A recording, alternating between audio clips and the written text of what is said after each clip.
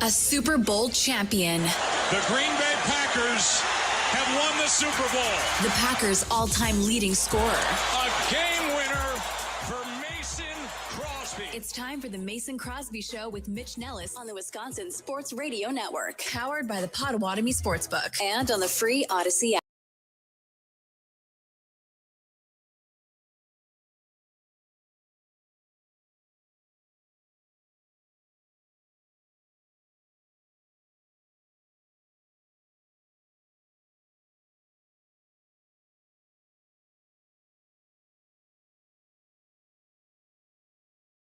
Not working yet? No, I have no idea what's going on. Is Charlie not there? Are you just doing this all by yourself? What's going on? Speaker view. It says it should be working.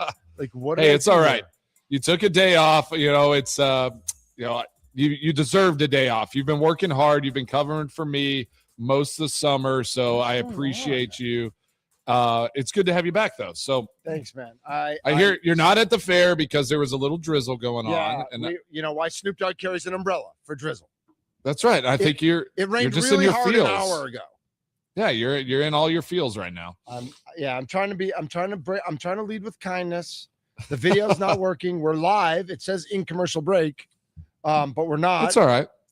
Hey, both just keep checking back, people. All right, what if I do that? No, that's that.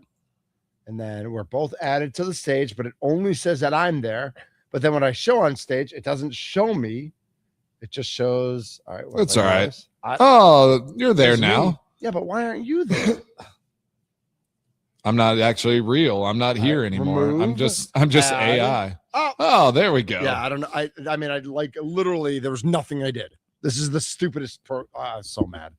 Hi, for a everybody. Second, we had to reprogram our AI system to get we love to you get AI me back in. All right, Mason, we got a lead. We can't bury the lead. Okay. We got to start this morning at the Little League World Series regionals. Down to their last out, the Whitefish Bay Junior Dukes All-Star team down 2-0 to Minnesota with two men on second and third, down to their last out, a 2-run double to tie it, and a walk-off hit to win it. Whitefish Bay survives. They're not advancing yet to the World Series, but it was an elimination game. Minnesota is out. Whitefish Bay continues. Let's go. All is right in the world. Heck yeah, Whitefish Bay. Yes. Shout out to everyone on that team. That is awesome. So now Little League World Series time is just so exciting. That's awesome. I love that. Awesome. And Mace, I'll be honest, like I've enjoyed watching the U12. I mean, obviously I coach softball too, but it's been kind of fun that on ESPN that the girls are getting their flowers too. Yep. And they should. Yeah, they work really hard, and it's been a long season for them. And to be able to just showcase a little bit of your stuff on TV, what a cool time. I mean, it's great. That's when the sports networks are awesome, is whenever they can reach so many other things that we never got to watch before. That's whenever I like all the different sports networks. Yep. Not as happy last night. Listen, man, Logan Henderson is him. Like Logan Henderson is awesome, but you can't be perfect. And when I don't know how much you've been listening today, but Aaron Morse in for Josh Albrecht, the 9 to noon show. There's a lot of fans down on the Brewers offense right now because as much as you want Logan Henderson to be perfect and the Miz to be perfect when he's pitching and Kyle Harrison's pitching tonight, you lose 3-2 and your only runs are on a 2-run home run by Christian Yelich. When you have pitching like that. Right, but when you're pitching like that, man, it's tough to lose some of these games that they're losing right now. And the offense is just not looking very good. I know it. And then there's the flip side, Mason. Oh, but they have the best record in baseball, which is true. I know. So it's like it just worries me. It worries me about the postseason like it did last year. It just, they are so good and they find a way to grit out and win these regular season games, and get a 95 plus wins. But in the playoffs, I just feel like you have to have something different. You have to have that spark. You have to have that great moment, right? It's like, and I don't know. I'm happy. I'm happy that Yelich got a home run. That was awesome. Absolutely. It was good to see him, hitting the ball. Churio is unreal right now. Like that guy, that guy just finds a way to get it done. But yeah, we talked a lot yesterday, and I don't know if you listened, but we were a little, and it's hard to be down on Bill Contreras, but his bat's got to come back. Yeah, his bat. He's just searching, swinging at the first pitch, like just not being patient at the plate. And so, yep. I don't know what the answer is, and that's why when we were saying what moves do they need to make, I'm like, they need to get just a power, just a bat, something that can give them that spark. I'd rather have a guy strike out 3 times and hit a home run in a game for this team than add another pitcher. When you got Logan Henderson, Kyle Harrison, and the Miz, yep. Like, and then you got Dro, and you got guys that can Dustin pitch. May Gasser. came in. Dustin May is like he might be a great addition to this squad. He's a good major league pitcher for sure. So like this team needs to have that spark bat in that critical time for the playoffs. Like I'm just so worried. Yep. And like, what are we looking for on this West Coast trip? I mean, they go and lose this first game 3-2 to San Diego. In the game, they led 2-1 in the 7th inning. And you got a great pitching performance out of one of your studs. Like you got to win that game. Yeah. Like, and so now what do we expect? They need to win the next 2, right? I mean, you got Harrison starting tonight. Like, you could maybe pull off this series, win the next 2, and then you face the Dodgers. Yeah, for 4. The Dodgers aren't looking great right now. No, they're not. So it is one of those where this could be a good matchup at this time. But like, do we put a lot of weight on this Dodgers series for what we expect in the playoffs? Because the Brewers did sweep the Dodgers last year. 6-0 in regular season. Yeah, exactly. 414-677-1250 is the Nicolay Law Talking text line. Give us a call or shoot us a text. 414-677-1250. What do the Brewers need to do on this West Coast trip? 3 in San Diego, 4 in LA. And as we've been talking about all day on the Wisconsin Sports Radio Network, our worry, our concern, our trepidation about what this offense can do. And yes, not necessarily what the offense can do on August 11th, but what this offense can do on October 11th when it matters. I have a question for you, and I know we're jumping the gun. We'll talk more about the Dodgers certainly on Thursday and Friday, but I think the Padres might have a little bit of this too. Do you think, like, even though the Brewers are small market and they don't hit a lot of home runs, do you think some of these other teams that are in playoff contention, the Padres are in the discussion. They're only 6 over 500, but they're certainly in the wild card race. Do you think some of these other teams get up a little extra when the Brewers come to town, knowing the Brewers are 30 games over 500, knowing their pitching's really good, but their hitting's a little suspect? Like, do you think that a team like the San Diego Padres want to send a little message, not just to the Brewers, but maybe send a message to the Diamondbacks, or maybe send a message to the Dodgers that, like, hey, you're not rid of us just yet. We're still here. From a sport like perspective and like the player side, like it's not about sending a message. It's literally about trying to get into that wild card spot, right? Okay, like, I think the result is sending a message, but their mentality is like, we have a chance if we can beat a team like, win this series, beat the Brewers, go on a little run here, we could fall into that wild card spot. Yeah, we got to keep up with the Phillies, we got to keep up with the Cubs. Like, we're chasing right now. You're chasing the Diamondback, so these types of teams are dangerous because they have nothing to lose. All they can do is gain right now. Yep. So that's a good point. Padres is a tough matchup right now for the Brewers. The Brewers are the front runners. They're leading. We talked about this, I think, so much more last summer. Like, we didn't hit on it as much. Like, would you rather be hunting or the hunted? And how do the Brewers handle each one of those roles, right? And I think the Brewers have handled being the hunted all season long really well. Like, they'll falter a game and then they go and win the series, right? Yeah. Like, this team just they have a knack for disappointing us a little bit in one of these games and like giving us all these questions and then just quietly going and winning the next 2. Right. And we're just like, okay, well, I guess they just are really good at baseball. Yeah. So I look at it that way. It's just like the Cubs. It's like you do though have this obligation for this Brewers team to get up for these games, even if you're like kind of like, all right, we got a lead, we got all this, because the Cubs are still lurking. And we talked about this yesterday. They play 7 games against them like early September and then the middle of September. Yeah. And those games could mean a lot if they don't close this and clinch this out before that, right? I'm not worried about them getting the playoffs, but winning this division, you're only 5 games up at this point. And Mace, Brandon and I were just talking about this in Crosstalk on 9 to Noon. I mean, what if the Brewers go 2-4 over their next 6 games and the Cubs go 5-1? Because the Cubs are at Washington, home against St. Louis. And remember, it's the St. Louis team that traded away a bunch of their players. They still have some good players, but it's not who they were a couple of weeks ago. If they go 5-1 and the Brewers go 2-4, all of a sudden your 5-game lead's down to a 2-game lead a week from now. And I don't think, like Brandon at first said, well, what if they're tied a week from now? And I said, slow down. They're not going to be tied a week from now. But could it be a 2-game lead or a 3-game lead a week from now? Yes, that could be reality for the Milwaukee Brewers. And then do they tighten up?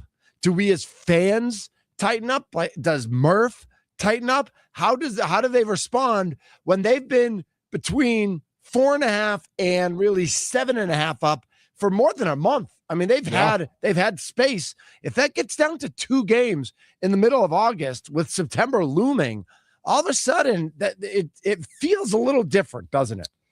Yeah, and I would like to say like no, like they're good and they're, you know, this team doesn't feel like that type of team, but I mean, natural, like they are human, right? Like there is a natural tightening whenever you have a lead and all of a sudden it gets taken away. Yep. And now you're grinding and you're back in this battle instead of, all right, let's just hold the line and let's be steady. We can win, 2 games in a series. Like now you're saying like, we got to go and win series. We got to go sweep teams. We got to get this lead back so that we aren't just like coming right down to the wire trying to, hold off the Cubs. So yeah, I think going on this West Coast, like they need to win this series against the Padres. And then they need to at least, I think they got to at least win 1 against the Dodgers. Right. If you go 3-3 on this West Coast run, or 3-4. Is it 3-4? It's 7 games. That's 7 games. Yeah, if you win 3 games, I think you're okay. Right. I mean, I'd love 4-3, of course. Sure, but I think after last night, because to me, last night was a win. If you go 2-5 out there, I think now you're kind of wondering what's up yourself, right? You're like, we're just not doing what we need to do right now with great pitching, right? Like that's when the concern comes in. Whenever you have great performances by your starting pitchers and you're not able to get it done, holding a team to 3 runs and not being able to win that game just should not be a brand that the Brewers are about. 262 writes in, outside of the Brewers, the rest of the NL is up for grabs. The Brewers are going to see the best effort from everybody down the stretch. The rest of the Brewers schedule is a who's who of NLCS contenders. And it is true. I mean, right now it's Padres. And then, of course, we know how good the Dodgers are. And then the Brewers come back home. But it's not like the schedule gets easier. There's not a lot of ease with regards to the Milwaukee Brewers schedule. After this West Coast trip, they've got Seattle, who is a wild card and NL and AL West contender. They then have the Braves, and the Braves are, right now have a better record than the Dodgers. Yep. Do they get a rest because they go to New York and face the Mets? I mean, maybe, but you'd rather have that at home than on the road. Then they play Texas, who is in the AL West race. Yep. Then at Chicago, and that ends the month. Like then you would get to Labor Day, and it's like, man, that 3 at Cincinnati, and then 3 more home against Chicago. They not only need the pitching to keep doing what it's been doing, which has been great. Yeah. Somebody, and it looks like Churio's heating up. 3 hits again last night. He had hit the homer in 3 out of 4 games. But you can't have one guy hot and everybody else cold. And you don't need everybody hot. You just need guys like you look at what their batting averages are. You look at what their OPSs are. You just need them doing that. Like you can't have 0 for 4 after 0 for 4 after 0 for 4. You need a hit here and there. You need a 1 for 4, a 2 for 4. 0 for 4s are going to happen, but you can't have everybody 0 for 4 except for the one guy who's hot. Yeah, I mean, this whole team, like from the top to the bottom, I mean, everybody is like, it's just like the whole team is a 270 batting average, right? And it's like you just need them to be consistent at that all the time. Right. But it does feel like what's happening is you get a Churio that gets 3 hits and then he maybe doesn't get a hit in the next game. And then it's like, and that is what's scary. And that's what happened last year against the Dodgers. It was like you depended on a team of consistent batters to all be consistent at the same time. And that they weren't, right. And that concerns me. Like every once in a while you need to inject this like this player that just is inconsistently hitting bombs, right? Like just like all right, he's like they're not going to do a lot, but they're going to get get a 2-run homer every once in a while. Exactly. At least he's going to hit a home run every once in a while, and it's like right now they just don't have that piece in the lineup. 414-677-1250 is the Nicolay Law Talking text line. Remember, baseball coverage on the Wisconsin Sports Radio Network is presented by Xfinity. Score the most reliable Wi-Fi, one price, 5 years guaranteed. Xfinity, imagine that.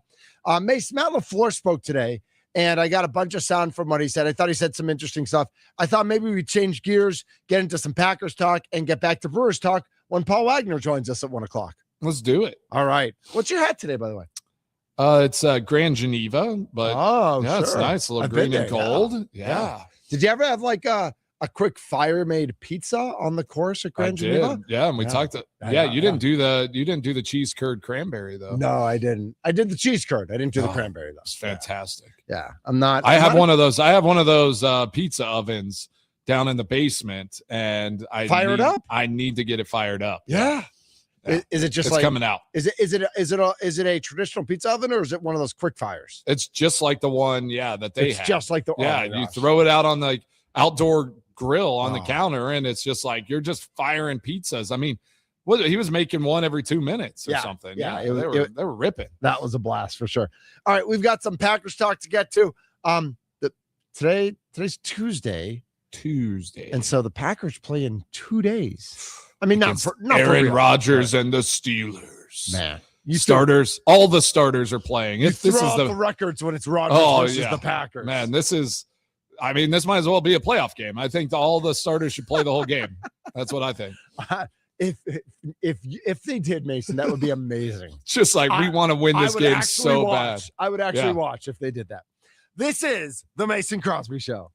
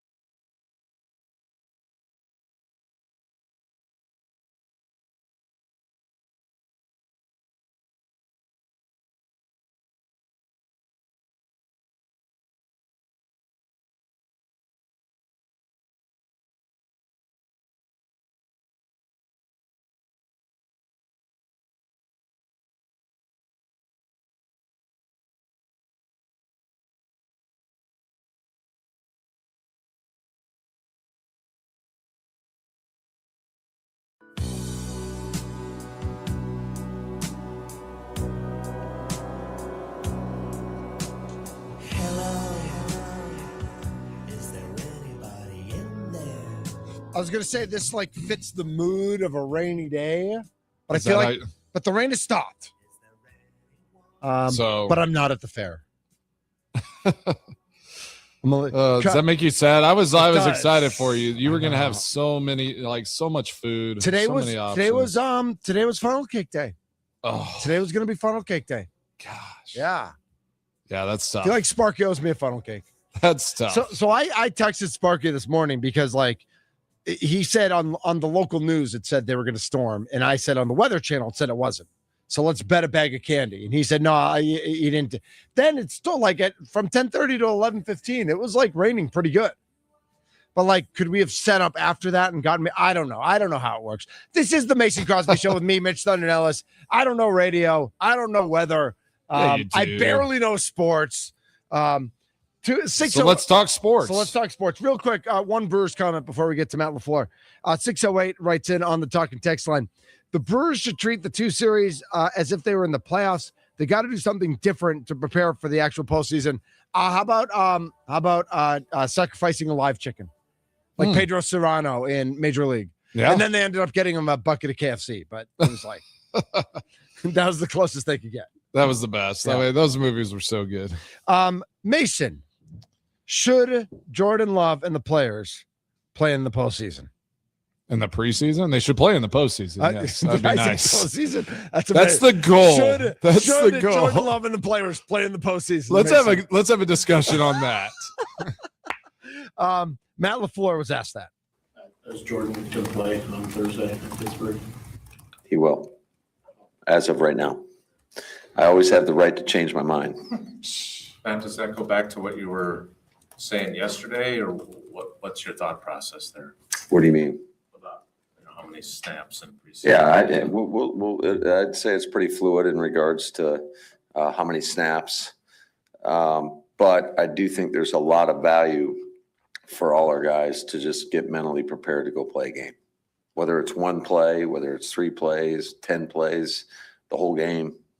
I think there's a ton of value in that. Just getting your process down. What's the difference? You kind of saw last year, you did play them a few more times in the preseason. What was the value you saw come out of that early in the regular season? You said they seemed to play better. Yeah, I think, but it's not just one guy. It's the collective, right? It's everybody that's out there.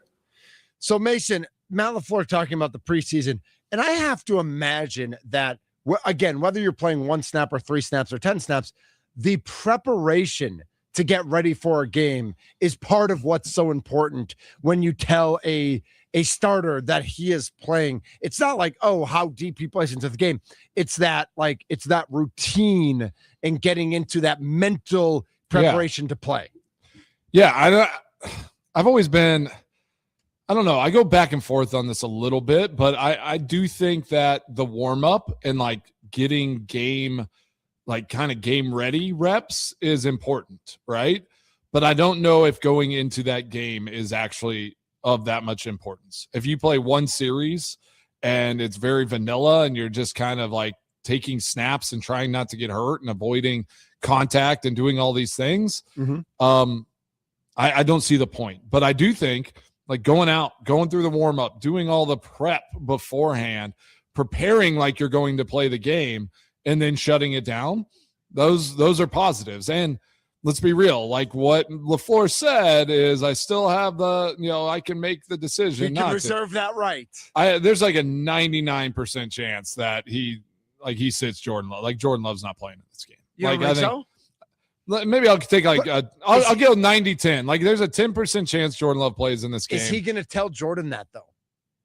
Or is Jordan going to know? That's an interesting point. Or is he going to tell Jordan you're playing? Like, get prepared. Right. And then shut him down. Like you can't even say, oh, get prepared. That might not be that's a good mental process, I think. Yeah. It's like maybe just have it like you're going to play 1 or 2 series, prepare for that. And then right before, right after you go off the field, before you come back out, and just be like, all right, hey, you look good in warm up. Like, we're not going to risk it tonight. Yeah. Or like, oh, we did an evaluation of the field, and like we found 1 divot. So we don't want you to play on that. Yeah, exactly. Matt was also talked about like game planning and how his players react to things during a preseason game. Matt, I'm sure it's hard to game plan for preseason game number one with the new head coach or new offense, whatever it is. What do you? There's no game planning going on. I promise you that. I mean, don't get me wrong. It's not like we're negligent and you have an idea of what somebody may do, but you're running just like base core concepts in every phase of the game. So, because you want your guys to feel prepared when they go out there, to have an idea of what they may or may not see. But I think what's been great about this camp is I think we've seen a lot of different things from really both sides of the ball, from our offense in terms of how we motion and use misdirection plays, to our defense and some of the looks that we're getting.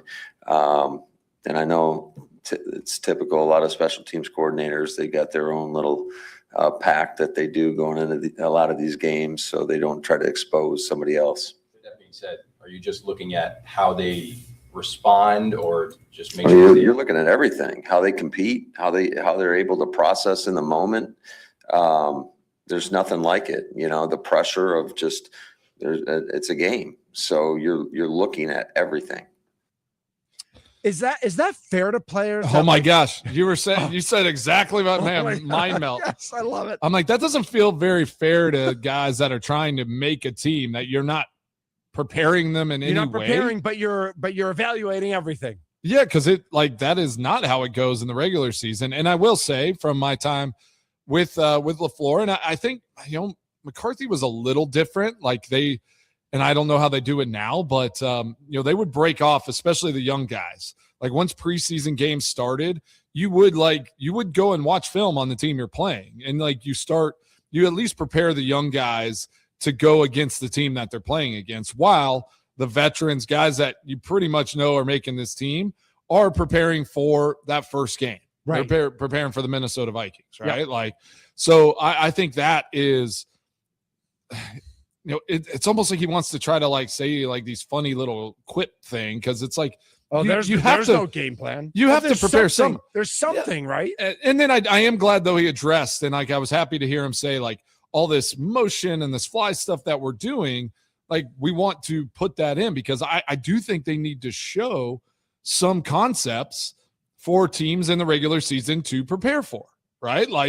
I want you to show a lot of nuance to your offense, so that whenever the teams turn on the tape from preseason that they are going to play you in the regular season, they're like, man, they got a lot going on. You might not do all of those things, but they're going to have to prepare for it, and that just throws more onto another team's plate. Yeah, and I think that, especially game number one, when you still have 90 guys on the roster or whatever that might be, you have to prepare the lower end of the roster. Right. That's just, it isn't fair. It's not fair to evaluate and throw guys out there and say, just react and play ball. It's no one has played a game like that since middle school, right? Right. In high school, stuff in the sand. Yeah, in high school, you game plan for the team you're playing against. You have film on them, you look at them, all that. So nobody just goes out blind playing football games anymore. You need to know at least a little bit about what to expect from the other team. So if they're not doing that, then I do think that's a miss. I do think they're doing a little bit of it. He might have just been trying to kind of be a little funny in the moment. I think he was trying to be funny. I think he was also speaking to the starters. Sure. I mean, we don't have our just first see him teamers. move. Right. Yeah. We don't have our first teamers on offense and defense fully schemed out. That's We're not true. doing that. Sure. But we are going to be ready to go with the, guys. And listen, they're number 54 through 90. This is valuable tape for them. Yeah. As they try out for other teams or try to catch on, on the practice squad or whatever it might be. And so I think it's valuable in your, in that locker room, in that building, to know how a guy can see another team's plan and evaluate someone else's film, and then how they play against that team from that information. So yeah, I totally agree. I think LaFleur, as far as the game plan, they're not putting in specific plays to go and try to beat the Steelers. They're just running their offense, doing their things. Let me hit on what he said about the special teams, though. Yeah. They will. They'll talk before the game, the coordinators. Okay.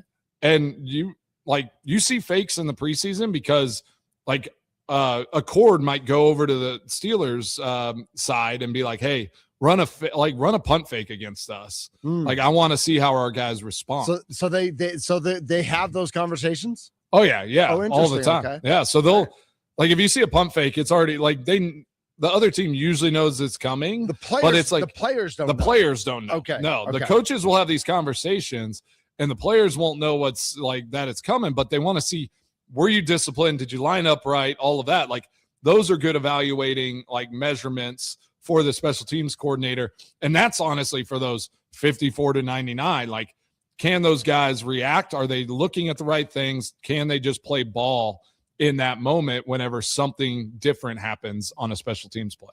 Nice. 414-677-1250 is the Nicolay Law Talking text line. How much do you want to see Jordan Love Thursday night? How much do you want to see the starters Thursday night? How much do you want to see Aaron Charles Rodgers on Thursday night? And are you just excited to see Aaron and Mike back together? Mason, are you excited to see Aaron and Mike back together? The reunion tour of all reunion tours. I will say it looks like Aaron's having fun out there. He's running scout defense and just laughing and cutting it up. So I don't know, like if he stays healthy and his game is sharp, like he looks like a different version of Aaron than maybe the last few years, where he has a little lightness to him. So he does. I will say, like, that version of Aaron can be scary. So let's keep the quarterback theme going. Matt LaFleur was asked about the relationship between Jordan Love and his current backup and veteran influence in the locker room, Tyrod Taylor. Matt, what's the relationship been like between Jordan and Tyrod in that room, and just the 5-month span that you've had them together? Yeah, it's been great. I mean, you can't help but not like Tyrod Taylor. I mean, he is a G. He's a great dude, really good football player. He's awesome to have in that room. We talked a lot about what he brings from experience and how he can help Jordan, but Jordan has missed time each of the last 2 years, so he may have to play. Looked like he had a really good day yesterday. Is it clear to you that he can not just be a great mentor, but can still play at a high level? Oh, absolutely. I think, and it's been fun to go through this process. Again, not holding anything back and throwing everything at him, and just to see how he's handled it. And I think he's done a heck of a job. Mason, is Matt LaFleur allowed to call someone a G? That was my first reaction there. I think he's calling him like the Packer G, right? Like as someone who grew up in early 90s hip hop culture, is he allowed to call him a G? He's handling the G well. Yeah. Okay. All right. He's doing that. But I think it's, as opposed to what we saw with the Denver Broncos last year, Bo Nix goes down and Jared Stidham is the backup and doesn't know what he's doing. And listen, we all love Malik Willis. We all think he's the best quarterback in the world, but that could have gone very differently. Like Malik Willis was terrible with the Titans. And if he had come into Green Bay and been terrible here, that would have been something else to address. I like having a veteran presence, a guy who has played NFL games at a pretty decent level. I like having that guy in the quarterback room. Yeah, this is a true backup quarterback, right? Like, this is like that guy that will absorb the offense. He's going to help and get the defense ready every week. He's going to know ins and outs of all the nuance that's going on. Like, he is a true professional. I mean, he's been doing it for so long, so many offenses. I don't think there is anything that he hasn't seen or that he can't process through. So I really like Tyrod Taylor. I think he'll be, if he has to see any time from God forbid, a Jordan Love injury, it will be different than what we saw from Malik Willis. I think they will try to run the offense as close to what Jordan Love does, more than what they did with Malik. Malik, it was a Malik Willis package, basically, right? Like, it looked different. It felt different. It was a whole different type of offense. I think Tyrod Taylor can just step in and do it efficiently, to kind of cover. I do like that narrative, and our boy Tommy, if he's listening, or if he hears those comments, he's probably like, gosh, like, why is everyone hating on Jordan Love? Like, didn't Jordan he missed like 2 games last year? Or I think both of the last 2 years he's missed like 2, maybe like part of a third. He's not like That's not crazy. Injury prone, like missing major time. No, Like, but if he bangs up his shoulder or bangs up his knee, you have a guy in Tyrod Taylor who can step in. I mean, he played. and you have to have that. Yeah. Right. He played 6 games last year, started 4 of them. This is his birthday month. He did just turn. Do you know how old Tyrod Taylor is, Mace? Is he 40? No, only 37. 37. Yeah, but still, he just that's there's some. How many great- years is there's this? some Is this 14? this 50? this is his 16th 16. season. Jeez. Yeah, he was with Baltimore for 4 years, then Buffalo as a starter for 3 right. years, then Cleveland for 1, the Chargers for 2, Houston for 1, the Giants for 2, and the Jets for 2. He has started 62 total games, played in 100. That's wild. Yeah. 16 years. 16 years. That's Whenever you say it good for him, though. about someone else's career, it sounds a lot longer. right. Yeah, doesn't it? Yeah, Like, you gosh, were that sounds still like- spring chicken. That's no, it just it's like that sounds like forever. Jeez, like how does anyone do that? It is forever.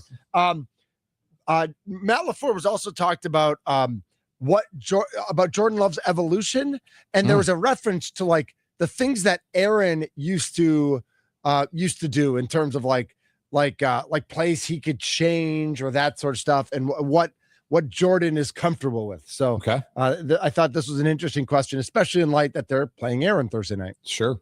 Matt, you mentioned yesterday at NFL Network that Jordan Love is the best you've ever been around when it comes to both line of scrimmage, protections, and things of that nature. When did you see that really take hold as far as going from really kind of studying under Aaron to really mastering what he's working with? Yeah, I think it was definitely a process that's just evolved over time. I mean, he is so in tune with everything we're doing, and shoot, it happened today where he's in there and we're talking about different looks about what you could do, and he said something that I hadn't thought of, and I was like, oh yeah, it's pretty good. So I think he's really grown in that facet, and he has complete command at the line of scrimmage. And then he trusts everything that we talk about in that room, and he goes out there and executes it. Stacy gave you the chance to walk that back by pointing out that you coached Aaron Rodgers. So when you say that, what did Aaron do at the line that is like he kind of seemed like he had free reign to do whatever he wanted, and maybe that's part of it. But what was kind of what's the difference there? Well, it just depends on the situation. Without getting into too many details, but Aaron was phenomenal too. Don't get me wrong. And I think Jordan really benefited from watching him and how he operated and how quickly he could process things. But I do think our offense has evolved over time too. So that's all I'm going to say about that. That was actually a great question by Wildy. I like that. Wasn't it? I liked how he asked that because it was it was pointed in there where it's like, basically he was almost asking like you didn't like how Aaron did it because There was something you did because you weren't in control of it. it wasn't control. Yeah, like Jordan Love controls It's and like within- commands it's the within the offense the system. way that Right. LaFleur wants it to look. Yep. And like how it feels right. Yeah. And Aaron just did what he thought was best. To try to get in that situation. That's so interesting. But and again, both can be true. Like Jordan Love can be excellent at doing what he's doing, making the calls, the checks, doing all that within LaFleur's system. Totally agree. But it's hard to say whenever I will say whenever you had Aaron Rodgers and Jordan Love learned under Aaron Rodgers for years to say that Jordan Love is like better than Aaron Rodgers. Right. It's like Aaron Rodgers might be the best like on the line, like changing plays, audibles, adjustment maker. Yes. Yeah. For Like, sure. Getting people 12th men offside, like doing the stuff. I mean, I don't think there's anyone better at the line of scrimmage than Aaron Rodgers. No, he was unbelievable. We got a little more Matt LaFleur to get to before the top of the hour. Paul Wagner will join us at 1. We'll dive back into the Brewers and the conundrum of dominant pitching versus inconsistent hitting as well. Man, it sure looks nice out. The funnel cake. Just, yeah, that are they in the oh, clouds? man. Like you're seeing them in the I can clouds? see them. Yeah, exactly. The powdered sugar is just like dripping down. I just want to stick my tongue out. He's Sad. He's Mason Crosby. I'm Mitch Nellis. We are the Mason Crosby Show.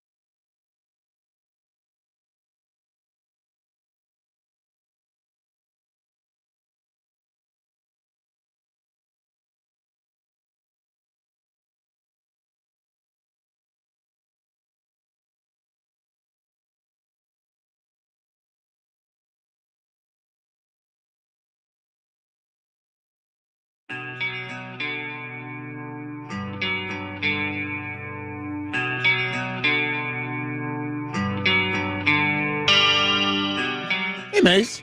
What's up? How you doing, man? I'm chilling.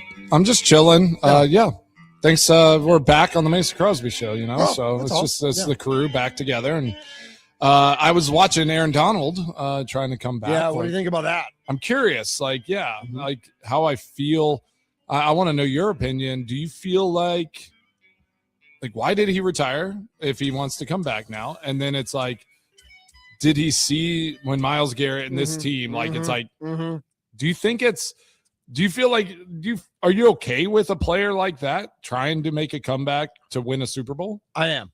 Okay. I think, especially if he can do it, right? Right. Like right. if it's like, oh, he's just like going to come and sit around. If it's ceremonial, if he's playing like 5 plays a game because that's all he's got in the tank, that's lame. But if he can play, let him play. And I mean, you probably agree. He probably walked away with a little left in the tank when he retired. I was kind of surprised when he retired. Right. Yeah, exactly. I didn't think unless he had some injuries that were just lingering and nobody kind of knew the significance. Or he's got like most linemen, he's probably got some CTE going on and stuff like that. But I absolutely, if a guy can go and a guy realized he retired and he wants to come back, and I mean, listen, yes, it's kind of low hanging fruit. Oh, we got Myles Garrett and I want to play next to him. But you know what? I can't blame the guy for wanting to play next to Myles Garrett, right? I mean, he's a legend, and if he looks like he's moving all right from the little bits of clips, it's like if he can go and be a 2-down player and put in some good time, I mean, that defense is going to be insane. I mean, that defense, Myles Garrett and Aaron Donald on the same front, that is nuts. That is a little scary. A couple more updates from Matt LaFleur. Josh Jacobs will not play. He continues to be out. He will not play this week. He did talk a little bit, and we could play some of the sound after Wags if we want. He talked a little bit about Anthony Belton, talked a little bit about Keyshawn Nixon, talked a little bit about the cornerback room. Talked a little bit about the red challenge flag because apparently there's going to be a new rule this year. I want to ask you about it. So he's got a great answer to that. So we will tease that for the second half of the 1:00 hour because Paul Wagner is coming up next. So we're going to see a lot of Marshawn Lloyd then. This has to be preseason needs to be important, I think, for Marshawn Lloyd.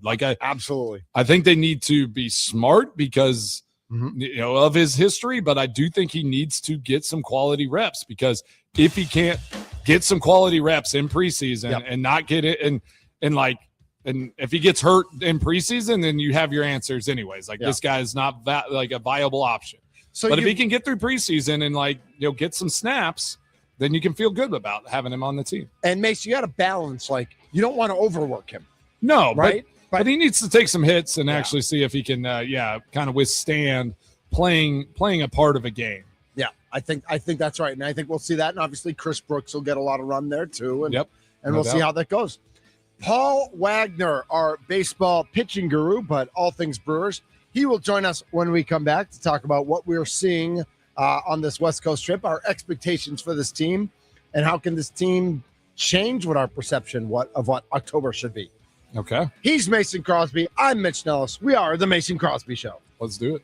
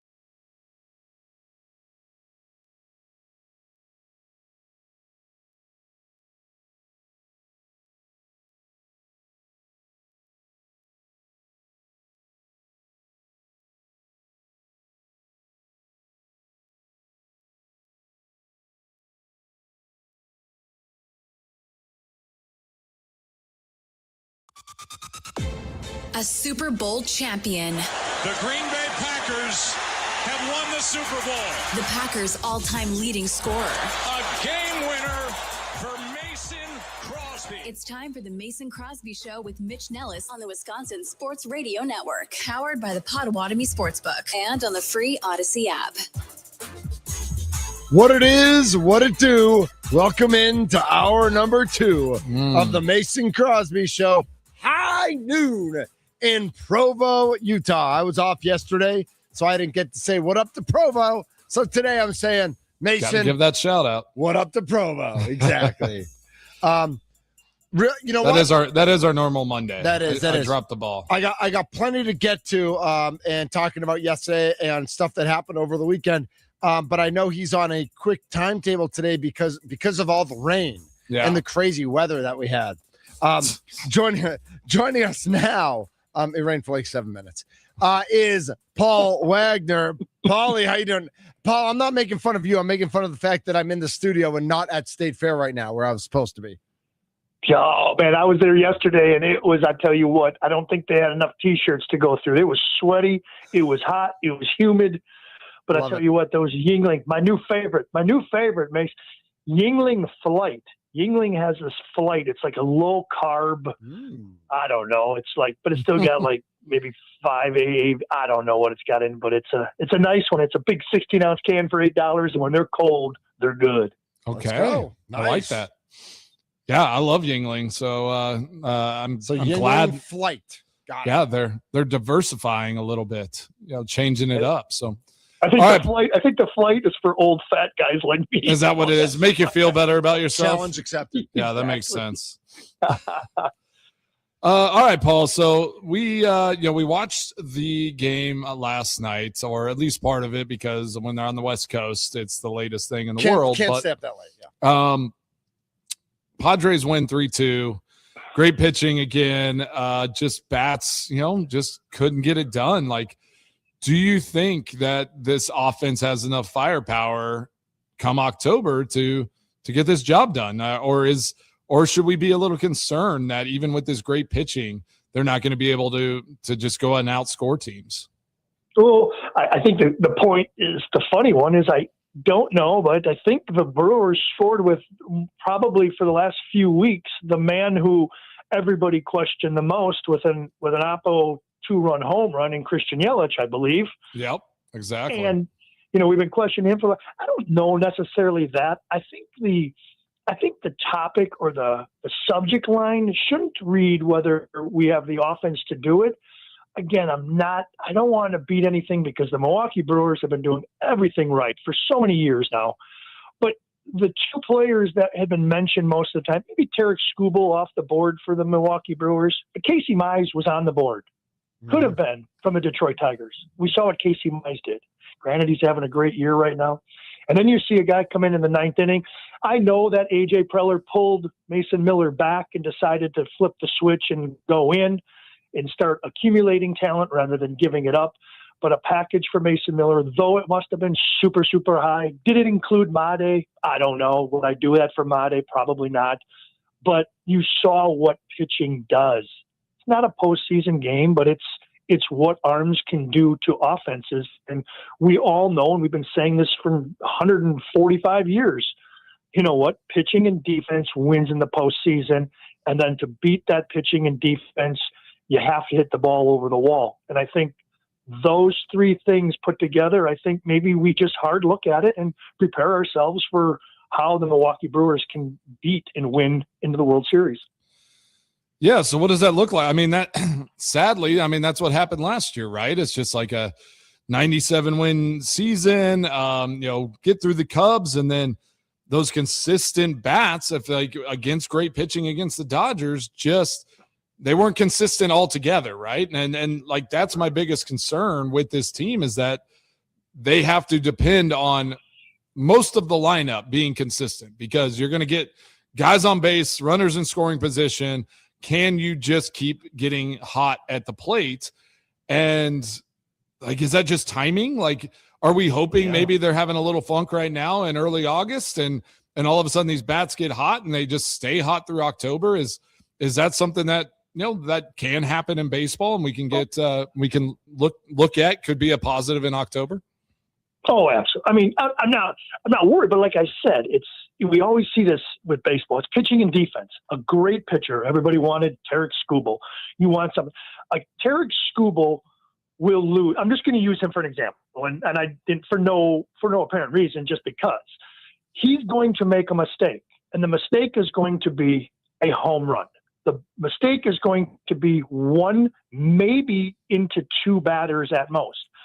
So when your team offensively produces runs and wins game by putting 3, 4, 5 hits together, a walk, an error, that's not postseason baseball. Postseason baseball has elite pitching, and that's why elite pitching wins. Elite pitchers make mistakes. Don't get me wrong, but they don't make 4, 5, 6 mistakes. They make one mistake, and that's why, we always look at, do the Brewers have enough power for that one spurt in the beginning of the year? Gosh, their home run total is very low. And I was like, yeah. And you're like, I really want some power. I want some thump behind the bat, because when you face great pitching, that one mistake, you have to put that ball over the wall. And you just have to pray that you have men on base, because great pitchers don't make many mistakes, and that's why they're great. Yeah, Paul, do you think Jackson Chourio is showing a little sign of that? Could he be a guy that that gets hot and all of a sudden just starts hitting homers? I mean, he went three of the last 4 games he's hit a home run, so he could be one of those guys, right? Oh, absolutely. Absolutely. And you want that. And don't get me wrong, we have the player Jake Bauer. We have guys that can do that. But you don't want one of them eliminated. So yeah, let's say Jackson Chourio is that guy. But it would be nice to throw a Ramos or Ramos, or just put another bat in there that will scare you, or that you can't pitch around, whether it's a lefty or righty. Tarek Skubal throws from the left. Is Tarek Skubal, I'm just using him because we'll probably face him when we face the Dodgers to go to the World Series. Does Tarek Skubal, he eliminates Christian Yelich, but now Chourio's that guy. Do we have another right-handed bopper that can do damage? Yes, Billy Contreras can do it once in a while. I see what it is. I'm not really afraid of the offense. I think this Milwaukee Brewer team does put the ball in play. They do make things happen. I think if any team in Major League Baseball can eliminate good pitching and good defense, it's the Milwaukee Brewers. We seem to put guys on base. We seem to move them over. We seem to score, and we use all 27 outs. And that's something kind of crazy. A Major League Baseball team like the Milwaukee Brewers for years now have used all 27 outs in the game to win ball games. Mm-hmm. Yeah, we talked about this a little bit. We got Paul Wagner on the Mason Crosby Show. Sparky and I talked about that a little bit on how Contreras, he's been in a bit of a funk. He is in a funk. Is he chasing that first pitch? He just seems to swing at the first thing that's thrown at him a lot of the times here in the last month or so. Have you seen this before? And is it how can somebody, or how does he kind of work out of just see a pitch, just see something before you start going at it? Because he's definitely a guy that, again, if he can get hot and his bat gets going, he can really help this team. Oh, again, and I think he will. He definitely will, and he'll be a big part of the successes the Brewers have this year. But just like pitchers, first pitch usage, a hitter goes up there. They've seen the statistics. We've seen the analytic data.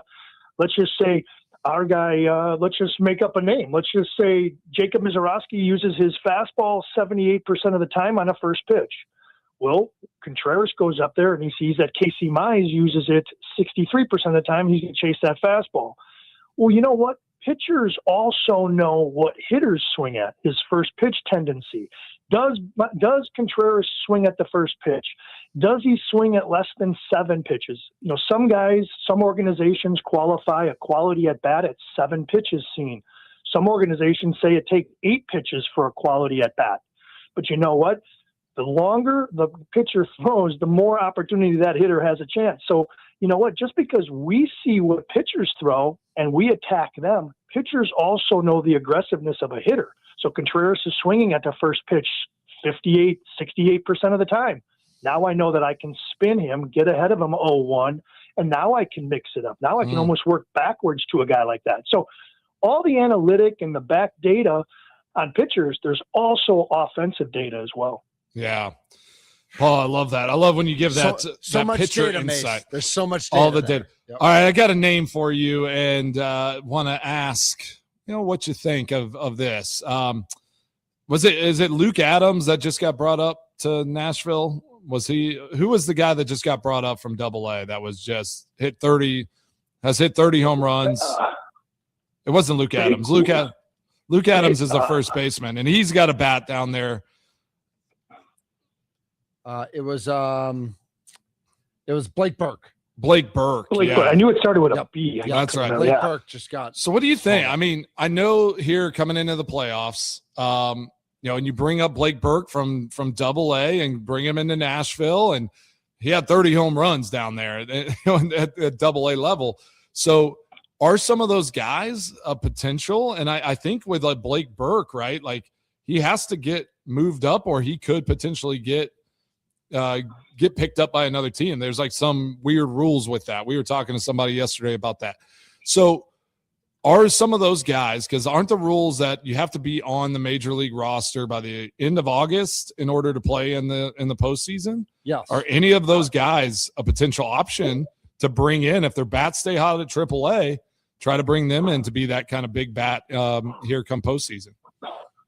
I think that rule, if you got it, Mitch, I think the rule states you have to be in the organization. So if you have a guy at AAA. Or on the 40-man? I think you can still put a guy up. Okay, so it's just in the organization. Rosters increase. You have to be in the organization. So that's why the trade. So a guy like that who's in Nashville, he can get maybe 2 more weeks. Let's just give him 10 more games, 40 more at bats. Maybe we can see what he can do. Bring him up and see what he does. You can always do that. I mean, yeah. Is it within the organization? We've seen teams do that. Bring guys in, a miracle run towards the end of the season, and bring a power that you haven't seen before. It's definitely doable. I think the Milwaukee Brewers have a plan, if that is it. I also think they will check the waiver wires as organizations go, as we reach that deadline point to be within the organization. I don't know. I don't know what it is, unless they've just put all chips in and say, this is how this team wins games. We don't win by the long ball per se. We're going to win by seeing pitches, making each pitcher work his load, get into the bullpen as fast as we can. We're going to go lefty-righty matchups. We're going to move bases. We're going to steal. We're going to bunt. We're going to hit and run. We're going to change our philosophy, and we're just going to keep traffic on the base paths. And maybe that's what they want to do. So Brandon Snide, co-host of 9 to Noon with Kuhn and Rami, and Brandon says the Brewers do have to call Luke Adams up soon, or they could lose him to the Rule 5 draft. That's what it was. That's what we were hitting on yesterday. Yeah. And the Rule 5 draft is, I believe, 7 to 10, maybe 8 days after. Isn't it after World Series final game? I think that's right. Yeah. So there are. I mean, it's phenomenal that the Brewers have this many players, but with this many players, they do have to be cognizant of all the different rules and how they construct their rosters. Single A, Double A, Triple A, and in the majors. Yeah, and that's why you bring Blake Burke up. And he's like, they're both first basemen, right? So they have to be considering something like that if they don't want to lose him to that draft. And I do have to give, the shout out on who we were talking to, because I don't want to, just be like, oh, it was not. So Jack Stern is who brought that up yesterday on the show. Yeah. And I think there's always time too. You can protect, obviously, before the Rule 5 draft. You can put a man on a 40-man roster. And I don't know exactly the timing, how it goes. Let's just say the Milwaukee Brewers throw out a name. Do not pick up the player option. He doesn't have one. But let's say Joey Ortiz had a player option. And the Brewers don't pick up the player option. I think they still have time to use that 40-man roster spot to protect eligible 40 or Rule 5 draftees. I think there's a lot to it. There's so much. It's so deep. And you need so many people looking at things, because you never know what it can be. But you obviously don't want to lose power, because we need power bats, and that's why the Fisher. I mean, all these guys, you want power, and we're going to add and infuse power to the Brewers, the roster at some time. All right, Paul. I know you're on a time crunch. We'll let you go, but how do you think the Brewers fare here on the rest of this West Coast swing? Well, they'll be just fine. They'll be just fine. Now they better be, Paul. That's why we have you on, Paul. Yeah. They will be just fine. This Milwaukee Brewer team is solid through and through. They will be fine. And that's how we are. I mean, when we're such diehard fans and the Milwaukee Brewers are such a good team, and you're 30 games and making number 30 games over 500, every little bump, you're like, wait, what's happening? What's happening? Exactly. That's what we said at the beginning of the show. We're like, one loss, and you're just like, oh, gosh, like that just feels so bad. And then they'll go and win the series, right? Like they just don't have bad in them. It's just they might have bad moments and one bad game. And the Cubs aren't going away. I think that's what is also causing some consternation. The Cubs just, I mean, the Cubs are actually really good. No, they really aren't. So, yeah. But the Brewers are just that much. They're just better. They're just Paul. better. Yeah. All right, Paul, go get after it. We know you got some pitching coaching to do. Go make somebody better today. All right, boys. Hey, be good. Be good. Thanks, Paul. Paul Wagner joining us on the Guest Hotline, powered by Gruber Law. One call, that's all. His job is to mold young minds and young arms. Our job is to hope the Brewers can hit their way out of a paper bag. Yeah. No, Paul's the best. I love that. But I was looking at that Burke and Luke Adams, and it's interesting. And everyone kind of is saying that Adams is probably a more refined, like he gets a few more walks, probably like a better like battler at the plate. Yep. But Burke's raw power, like Burke is almost more like the guy I was talking about, where he's not gonna give you quality all the time at bats, but he's gonna crank you a couple home runs. So the question is, and next year we don't know what's going to happen with the lockout and all those sorts of things. But if next year Terang is at second and Pratt's at short, and you want Madej to play in Major League Baseball, he's going to play at third. Yeah. Well, then you've got Burke and Adams and Adam Chesky and Fisher. Yeah. And Adam Chesky's a little, but like you only have two spots for them. Why do we have a million first basemen? And that's getting rid of Vaughn and Bowers. Yeah. Right. Like, so, which they very well, I mean, listen, Bowers is a free agent. Vaughn, who, if these guys are better than Vaughn, like we thank Vaughn for his service, but it's time to move on and get younger and better. But all of a sudden, you've got guys who have the power to hit between 30 and 40 home runs. But are you ready to bring them all up at once, or one by one, or how you balance that is not an easy job to do. I know that is a plethora of first basemen. Yeah, like we gotta see if any of those guys can play some other spots. We need some other positions out there. Aaron writes in on the YouTube channel. Are they trying to just get a hit, or are they trying to hit home runs? Only some guys. Does it depend on the situation? Do you have to hit home runs to beat a good pitcher? It's kind of what Paul said in a sense, is a great pitcher like you're going to face when you face the Dodgers. Yep. They just won't make enough mistakes to let you run off five hits and do a lot of damage to them. You have to just get lucky, basically like guys are against Miz right now. Yeah. Miz basically only gives up a home run. Right. He gives up 1 or 2 home runs. He gives up 1 to 3 runs. Yeah. And they're on just like guys just stick their bat out and hope it's hard enough and at the right angle that it goes out as opposed to missing. Yeah. And that's what great pitchers make teams do. Like you're just not going to be able to nickel and dime them. And then that's what we ran into against the Dodgers last year. And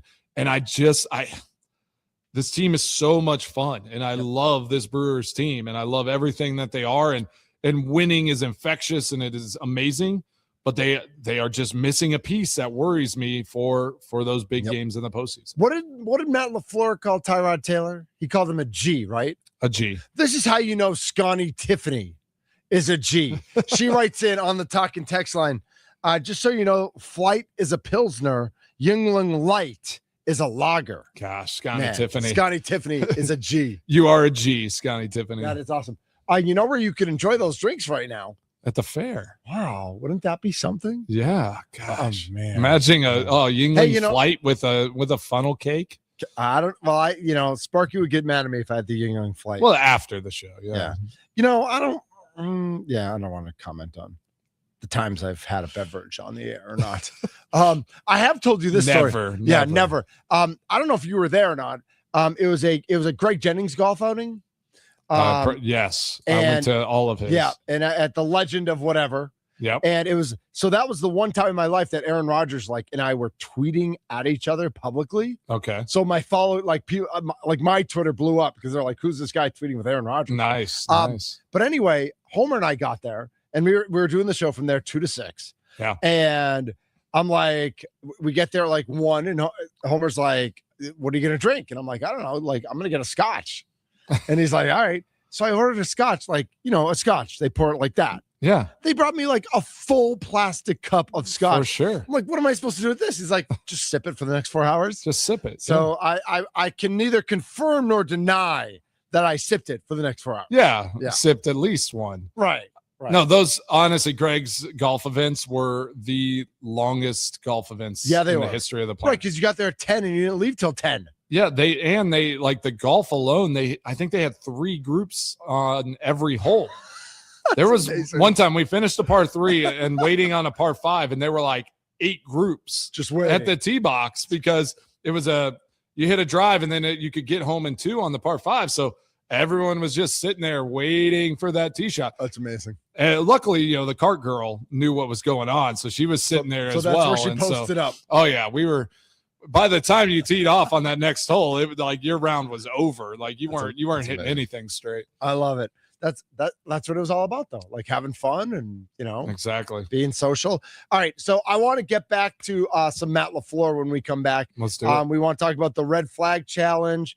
We've got some. He did talk about can guys lose jobs because of injury and how players are reacting to coming back. He talks about Keyshawn Nixon, talks about Anthony Belton. And he was also asked about this, you could talk a lot about this. Pittsburgh still holds training camp kind of like in an insulated space where you grew up with St. Norbert, right? Yeah. And then at some point it became, just everybody stay at home and come into camp. Exactly.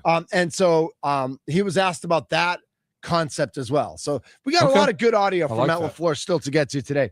He is Mason Crosby. I'm Mitch Nelson. Again, our thanks to Paul Wagner for jumping on every Tuesday at 1 o'clock. He's got to go teach some people how to pitch. We will be right back here on the Mason Crosby Show. Yes, sir.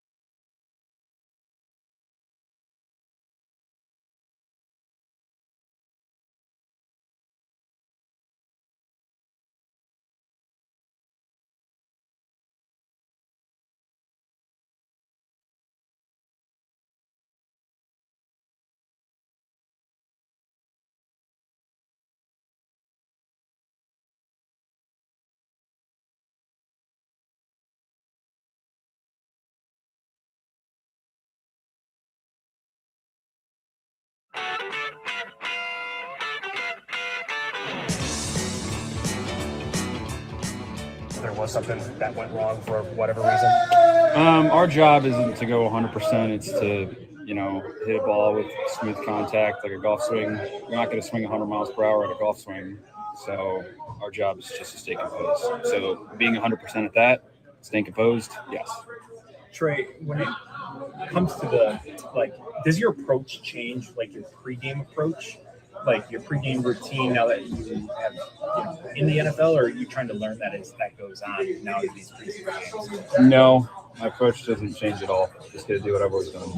Even like pregame, like you have something that you did in college and you're gonna carry it over. Yep. Yeah.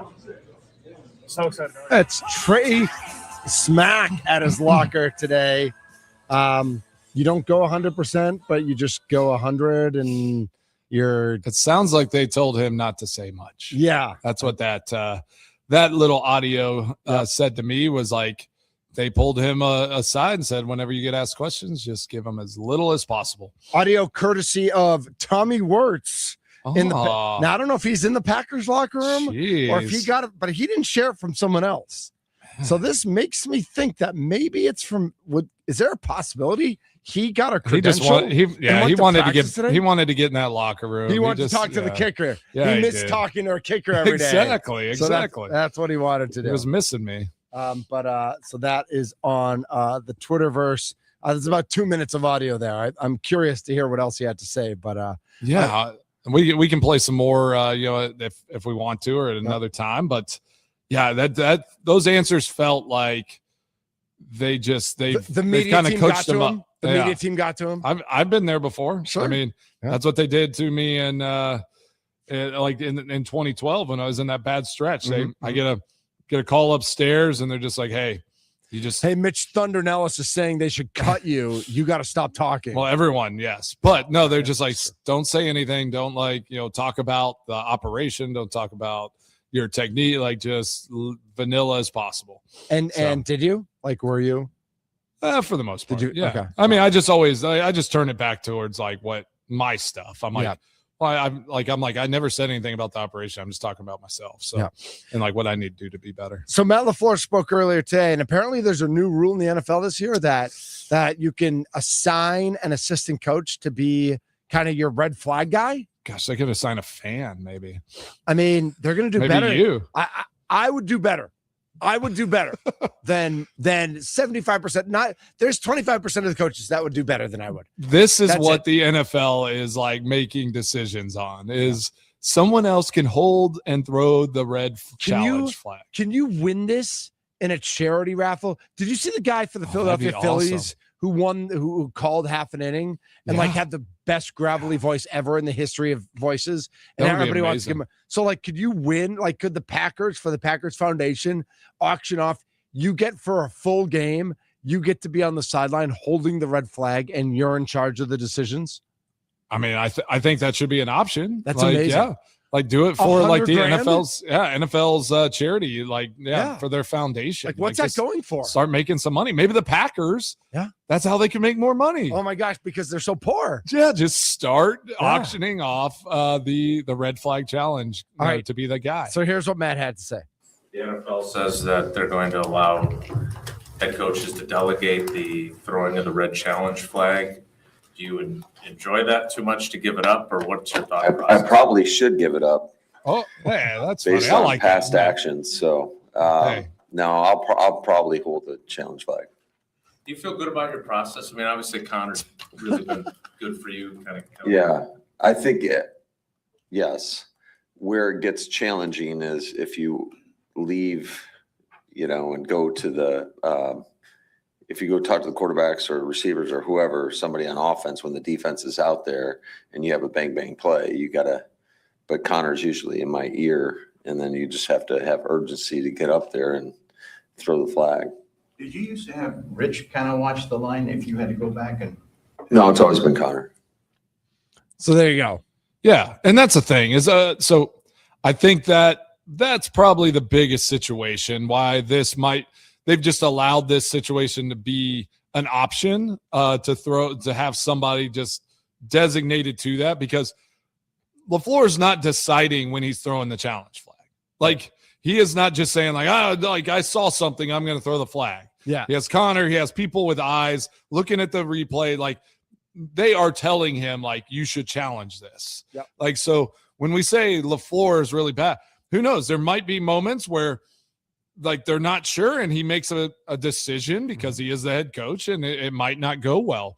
I do appreciate him for that. Like, you know, making a joke. Like, I think, like, I don't know. The more he, like, kind of, you know, is acknowledging some, you know, deficiencies and, like, you know, things, and, like, acknowledging how the players in their exit interviews talked about, like, defining roles. Like, I see growth there. So, like, right. I have to applaud Matt LaFleur in that Hold on. space. Timeout All right. right. on the Mason Crosby Show. I'm calling Okay. timeout. Calling just time. a 20. Just a 20. Don't ice me. Yeah, I'm not going to ice you. Just a 20.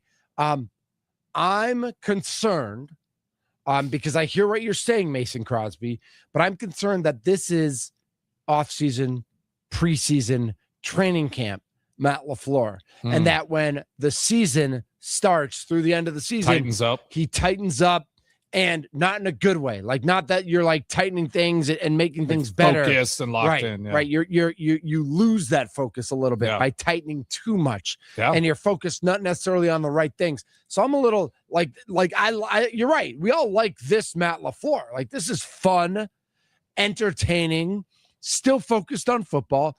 But I'm worried that when feel the like it's season, like his diffusing, like it's almost like his, like, social, like, there's some social anxiety or something where it's like a defense someone mechanism. makes a defense mechanism. Yeah. So I'm nervous that, yes, while he's doing a good job of diffusing, that once the regular season starts, he forgets the skill to diffuse and tightens up in a bad way. Isn't that the interesting part about tightness? And we talk about focus, right? And whenever anyone says focus, you think you only can see one thing and you're only focused on that. But I think true focus is you quiet all the nonsense, the things that you shouldn't see, and you can actually see a lot. That's perfectly said. But it's only the things that are important are going to help you have success. So I totally agree. And then it's just like squeeze in something, right? Like, if you tighten up too much, like, the things that are important might squeeze out of that as well, right? Like, you're just like, I can't even hold the good stuff. So that's a great point. Yeah, I think it's tough when you're a head coach. Like, I will say, like, an Andy Reid, how often do you see him go, like, have, like, a conversation with Pat Mahomes during a game?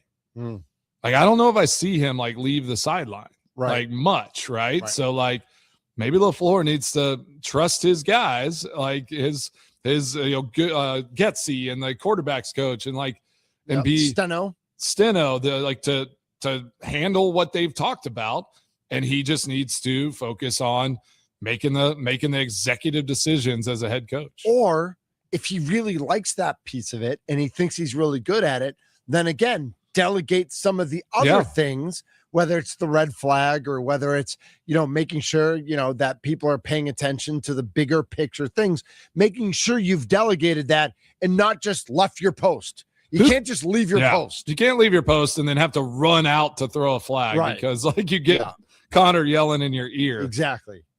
Here's the thing, though. Who do you give that job to? Because, like, think of the scrutiny LaFleur gets, anyone like coach gets, if they get a egregious, like, challenge flag and they get it wrong. Yeah. Who do you give that job to that is not just going to get it's going to be a revolving door? Because, like, it's going to be tough. You're right. But it's just Connor then at that point. You just have Connor, you have somebody looking, and then he's just saying throw the flag. And then, like, you have to just say, we're going to let the chips fall as they may. Like, we're trusting Connor because as of right now, that's all it is too. Like, Matt's just a vessel for the most part. He's just listening to Connor's advice and what he's saying and throwing that flag because he can't see all of it from the sideline. You can't see everything. I thought I saw every holding call in the history of the world from the sideline. Sure. But I'm not going to be able to make a call from there. And they're not going to call everyone anyway. Remember, I'm not at the State Fair today because of the rain earlier today, but Sparky's going to be there, and the plan is for me to be there for the rest of the week. We are there with our friends from By the Yard. You can come and scan their QR code for your chance at a $2,000 certificate that goes toward Adirondack chairs and side tables. Nice. Very, very cool stuff. I would choose purple, of course, because that's what I do. But you can choose whatever color you want to.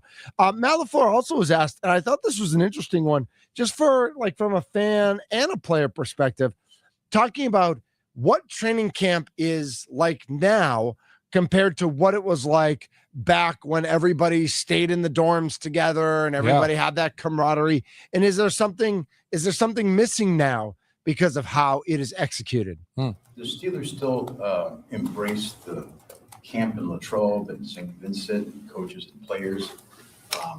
And I know why you had to make the change in 2020, but is that in the back of your mind about that period of bonding with the team? Yeah, absolutely. That's why you're always trying to create ways. I do think it's a little bit different now. If we were to go off site, then I think you get a ton of benefit from that. But being that we are here, those guys have no choice but to go back to the dorms. Like I was in LA, we did the same thing.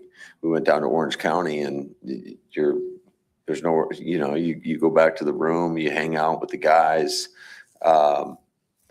And I think it could be a little bit different here in regards to some of these guys, especially with, I don't know if you've seen the number of guys that are fathers now, but there's a lot of babies around practice. And I think a lot of these guys, based on the time limits or whatever, the camp's not like what it used to be when you were here at 7 a.m. until after 9 o'clock at night, where they would just go back and go to bed. I think we get out a lot of times 6 or 6:30, and these guys would go home and then just go back to go to sleep. He thought about it. Yeah. He paused. That's when you have pause kids. there. Yeah. 6:30. 6 or 7. Oh yeah, he was going to. Yeah, he was. He definitely paused. Oh, what have we done to society with 6, Exactly. 7? That's Man. a disaster. But yeah, no, he makes it like it is different. Like that was like we used to have 2-a-days. We used to have where you were in the facility from like morning light, like when the day was starting till it was finished, and it was like you were just so tired, you just went back to the dorms and hung out and then went to sleep. But yeah, like my last few years there in Green Bay, I mean, we'd be done at 5 or 6 o'clock, and it's like I'm gonna go home and see my family. Yeah, dinner with the kids. Yeah, exactly. Change Jordy some Nelson and diapers. we were roommates for a long time there at St. Norbert's, and we'd both show up right before bed check, and just say good night, turn off the lights, and go to bed. It was like, so it was one of those. But yeah, it is interesting. And there is something about like going away and like being with just your team and having those moments, because when you're in that building, you're working, like you do have to create some of that chemistry and that bonding time. Yep.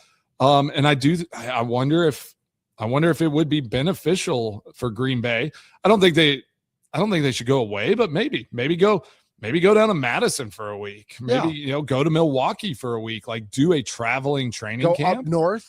Yeah, in go Wisconsin. Go up to Eagle River for a week.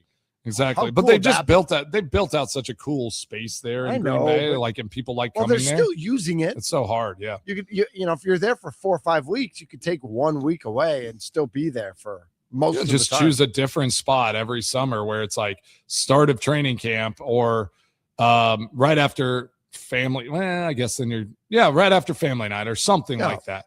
You go and you like get the guys and you're like, we're going to be 5 days away when we're going to lock into this team thing. Like, I think there could be something to that.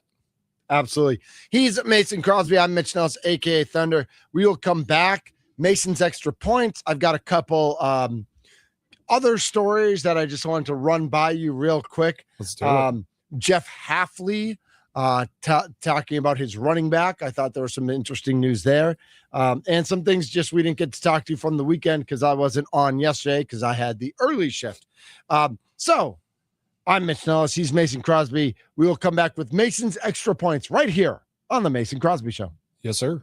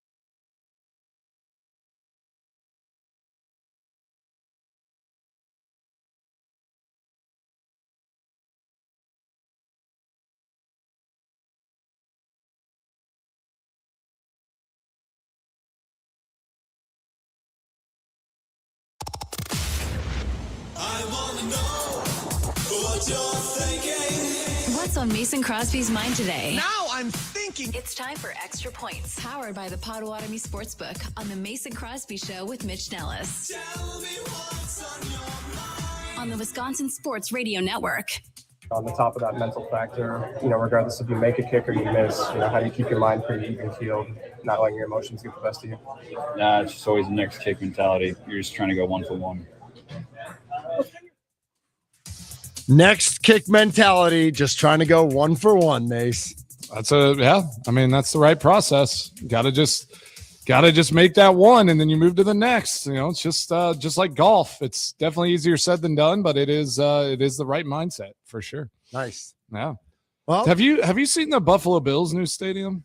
Did you see all the videos from fans who are super angry? I don't like who upset? designed that thing. Horrible. There's so many so many obstructed views, and they said that in the AI versions they were obstructed, but that they wouldn't be obstructed in real life when they showed. And then they are. So they have 6 weeks. I think they're going in and taking a ton of the metal out and just putting glass in. There was another one I saw with this guy was sitting in the 400s where the thing barely goes up to your knees. One person's gonna fall forward, Gonzo, and just go straight down. Gee, That looks like a mess of a stadium. That's for sure. That's not good. No, that is not good at all.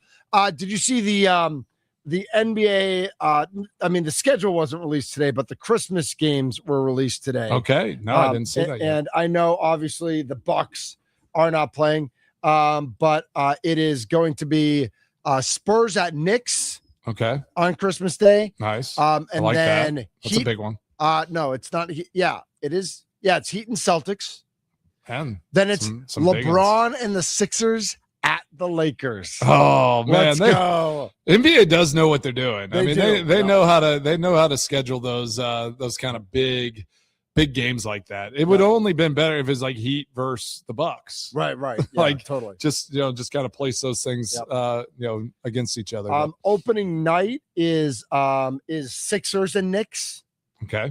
And Thunder and Spurs. Okay. So some big ones. So there's some there's some fun big games both on Christmas Day and on opening night, as that's their job, right? To get interest.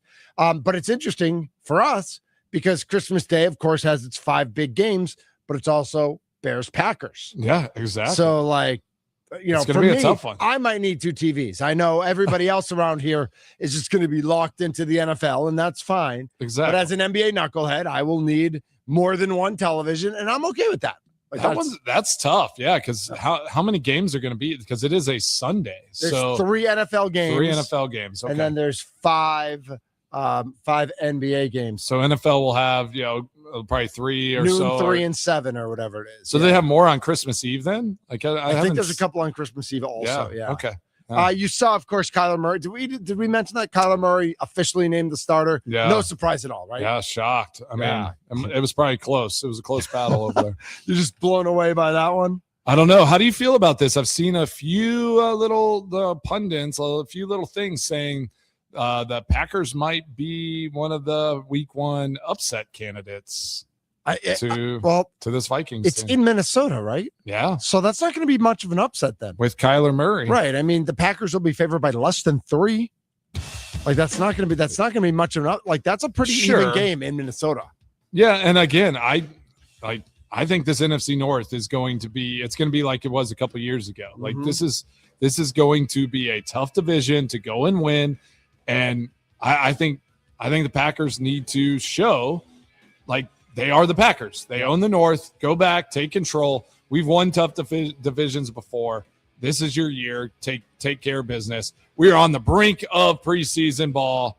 I cannot wait. Yeah, it's exciting. I will have much more. I'll be at the fair tomorrow. And then Mace, you'll be back Thursday and Friday, right? Yes, sir. And we'll preview this Steelers versus Packers game. We're going to dive in on Thursday, baby. Yeah, we are. He's Mason Crosby. I'm Mitch Nellis, a.k.a. Thunder. Steve Sparky Pfeiffer is next from the Wisconsin State Fair. We are the Mason Crosby Show. Deuces.